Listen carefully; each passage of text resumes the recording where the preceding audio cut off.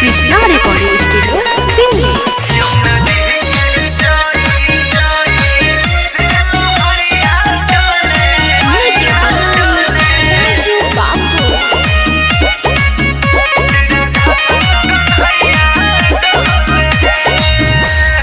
के कर मटकी फूटिया जानी ना के हो कन्हैया के राज गोविंद गोपाल हरे हरे करेले माखन के चोरी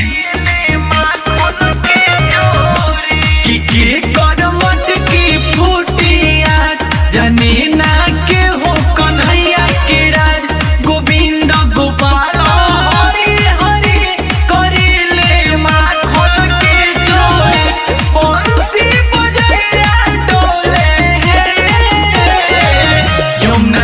के जाई से लहरिया डोले राधा संग कन्हैया डोले यमुना जी के जाई से लहरिया डोले राधा संग कन्हैया डोले।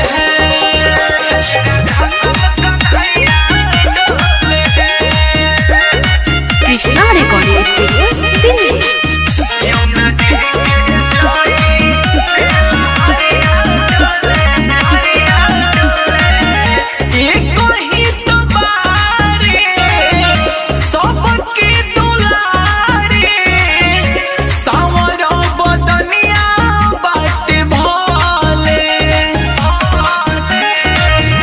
राधा संगे सब कर दिलवा चोरवले बारे सब कर हरनिया हरेले बंसी बजैया डोले